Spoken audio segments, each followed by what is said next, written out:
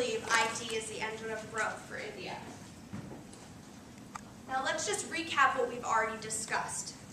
The IT sector makes significant contributions to the Indian economy. This is through both direct and indirect contributions. We see that their direct contributions are, the sector contributes to GDP, there's export earning, and there's direct employment. Then we find that we have an encouraged balanced regional development. So that's kind of what we talked about before, a spillover effect. There's indirect employment that is generated, and the industry has a multiplier effect. The statistic, it was for every one job created is 4 additional in the economy. Okay. Now, the IT sector creates jobs. There's a new middle class that's emerged with the IT industry growth. There's high-skilled workers, such as engineers, but there's also low-skilled workers that jobs are created for. Like we mentioned, landscaping, janitors, cooks. If you don't have a job, wouldn't you rather have any job than no job at all? We also want to discuss infrastructure improvement. There's been massive improvement in infrastructure due to foreign direct investment and increased government spending on infrastructure. And the one thing we want to discuss is how infrastructure growth has happened because of the IT industry.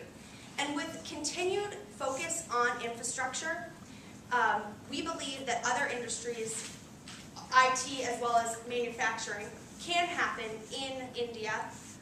But without the IT industry to be the engine for growth, no other sectors will prosper like they would if IT continues to grow. And as Paula discussed, India is attractive to investors. India has a high population of English speakers, second largest in the world behind the United States. They have appealing locations and wages to companies that would like to outsource to India. There's a stable government, and they also have intellectual property laws.